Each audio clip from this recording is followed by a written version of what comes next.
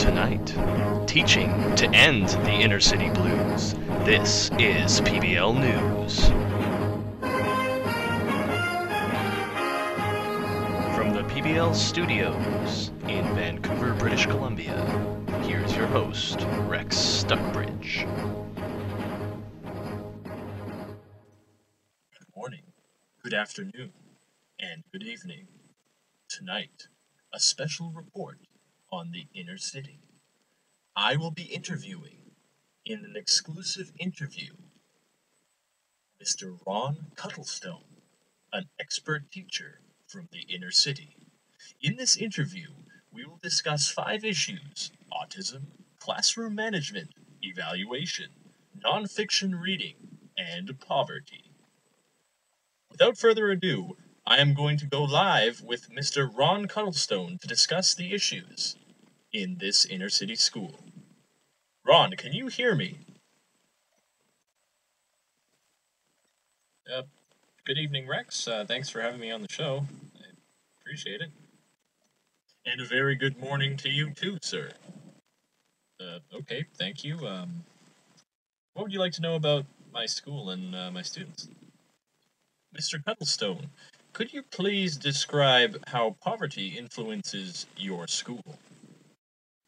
Well, Rex, our school is located in a poor neighborhood, low SES neighborhood, and we do have a district lunch program run, so students can get some help getting food.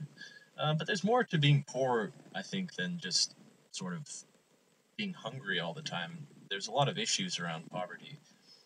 I think a lot of families, from my research, they feel a lot of shame and they feel stuck in poverty. So it's not just about um, being poor and unable to feed your family. And there's also this sort of inferiority that poor people and poor families feel. And I actually did some research on this educator named Erickson, and he explains that children, when they're grades 5 to 6, they struggle between industry, that is being productive learners and students, and inferiority. That's feeling inferior. You never get any of your work done. You just feel bad about it. So I think a lot of poor students, they sort of get into this they're more susceptible to feeling inferior because they never experience the same things as the wealthier families. They always feel it like they're getting picked on, they're being made fun of. They may be behind in their reading because their parents can't read to them at home because they're working 2 jobs. So I think as a teacher, the students sometimes struggle with this, and that's one of the issues I have to deal with as an educator in an inner city school. Yeah, it's a good question. Thank you for that. It was very intriguing. Now, how can we manage a classroom as a teacher in the inner city, Mr. Cuttlestone? Well, Rex, I think classroom management in my school, in an inner city school, is really quite similar to classroom management in just a regular school. I mean, there's the proactive style, which is sort of trying to prevent a management problem before it occurs, and there's the responsive model, which is responding to a behavior issue as it happens. Personally, I prefer the proactive approach because I think students need to understand that their behavior is wrong, sort of even before they do this behavior. I'm also a big fan of Bandura's social learning theory, which is sort of, as a teacher, I'm a role model. I have to model the appropriate behavior for my students. And in Bandura's model also, you praise positive behavior instead of just attacking those who are misbehaving. So these students who are misbehaving will seek out the praise and try to behave better. Also, I'm intrigued by another theory recently, Dreiker's, and it's a classroom democracy. So the students sort of come up with the rules of the class and the consequences of going against the rules. And this way, they're sort of more responsible for their own behavior, and they feel a part of a community with specific rules. Um, so yeah, that's one thing. Our school's also doing a integrated unit with math and PE, and with technology. And I think you have to plan your lessons to make them engaging, and plan them so you will minimize the amount of classroom management you'll have to do. So this will keep the students interested in coming to school, because students these days are very interested in technology. So if you can integrate that with your subjects, then the students will be more engaged, and it will improve their attitude towards school. And one recent thing I heard about was geocaching, which is sort of a high-tech treasure hunt with the GPS. So I'm sort of thinking of doing that at my school. So that might be cool. But yeah, classroom management, it's really integrated with planning, at least in my opinion. That is very interesting and very inspiring as well. Now, my fellow reporter, Dr. Jim Tattlenose, has told me that there is an autistic student in your classroom. Could you provide me with some more information about this controversial topic? Well, Rex, that's a good question. But first of all, I'd like to address your questioning. Autism is actually a spectrum disorder. So there's high functioning autism, there's low functioning autism, there's medium functioning autism. There's a range along this spectrum in this disorder. So it's just some basic facts. If you have autism, then your the core deficit in autism is social interaction. So you have difficulty interacting with other people. You don't understand what they're thinking. You don't know how to have a reciprocal conversation. Some researchers have called it an impaired theory of mind. You don't understand how someone else's mind works, and you're sensitive to loud noises, lights, or heat changes. And often students with autism or people with autism have repetitive movements and repetitive lines of thinking called fixations. So in my classroom, we have a student with Asperger's, and Asperger's is high functioning autism. And but in Asperger's, there's no delay in cognitive functions, whereas in autism, there's some delays in that area. So students with autism with Asperger's are at the same cognitive level as a student without Asperger's. Um, but a student with Asperger's has a lot of difficulties in social interaction, and this student thinks very concretely and visually. So in my classroom, I use a lot of visual aids. I outline the day schedule using visual diagrams, and I try to keep the student up to date on what's going on in the day. So I'll put up a schedule and put all the routines on there. But I try to include the student as much as I can in the classroom. So this will reinforce good behavior. So if he's doing well, then I'll praise him, and it will reinforce negative behavior, or it will negatively reinforce bad behavior, because if he's disrupting the class, I won't be happy, and the rest of the students won't be happy. So I think this sort of socializes the student a little bit. Um, so that's how I address Asperger's. There's still lots of research to be done, um, but I try my best, and it's hard, but I'm working on it. That is extremely fascinating.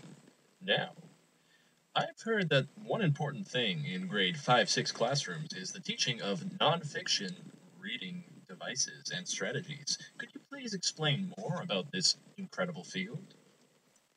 Oh, well, Rex, that is true. It's very important for these students to um, learn how to interpret nonfiction texts, because throughout high school and even post secondary school, you're going to need to interpret, read, and understand nonfiction text.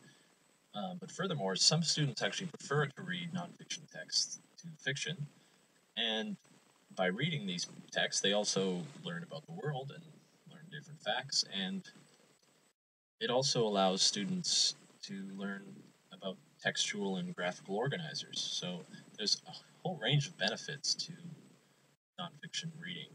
Um, and there's a whole range of ways of going about it. You can guided reading, for example, is an exit model, which is extending interactions with text. So trying to get the student to relate at some on some level to the text. Um, you have to teach these graphic organizers like tables, graphs, Venn diagrams. These are very important for the students to understand when they're reading a nonfiction text. Um, Also, at my school, I interact with the teacher librarian, and we collaborate on nonfiction reading strategies. So she teaches the students how to take notes and create bibliographies and find information within passages. So it's a collaborative process as well. One important thing in nonfiction reading is to have a variety of nonfiction books in the classroom with a variety of topics. So the students always have something in the class that they are interested in. And as a teacher, I have to model interest in nonfiction books as well, and model this inquiry that goes on when you're researching a topic and getting a nonfiction book out. So that's just a few things that I do for nonfiction reading in my classroom. That is quite compelling. Finally, how do you as a teacher assess and evaluate these students at this inner city school? Well, Rex, in terms of assessing, I use a lot of different methods in my classroom, just depending on the assignment, really. That we have a portfolio that students put work in, and I look at that. I have required pieces that they need to put in it, and they can put in their own pieces for optional pieces. So this sort of helps them feel proud of what they're doing at school, and that gives me something to show the parents when they come for parent-teacher conferences. I also use self-assessment and peer assessment, so this gets the students involved in the assessment process, and I think that makes them more engaged and it gets them thinking about their own learning, something called metacognition, and I think that's very important. And I use a lot of rubrics, so this gives me an objective, clear, simple way to evaluate an assignment based on concrete criteria. And sometimes I even get the students involved in creating those. And for evaluation, you need to, as a teacher, fairly evaluate your student and in a balanced way. It needs to have written work in there and performance work and oral work. So if you're talking about an English mark, you need to have it needs to be based on written work, it needs to be based on performances such as plays, and it needs to be based on oral. So oral language, clarity and effective use of language and clear grammar and such. So a report card has to be objective. It can't just be based on anecdotes or your own opinion of the student. Um, so, but at the same time, it's not just about crunching numbers. There is some professional judgment involved.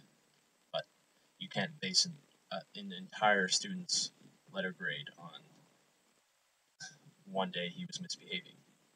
You need to put that aside for this.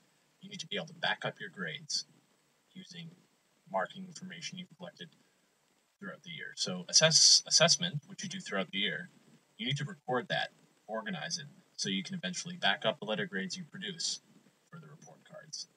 So it's an ongoing process. And also, I find it helps me organize my lessons if I think of the assessment beforehand. And when I think of my assessments, I need to think also about the letter grades at the end. So that informs my assessments. So how can I create a good assessment that I'll be able to use later down the road when I'm creating my first term report cards, for example? And that's PBL News. I will see you tomorrow.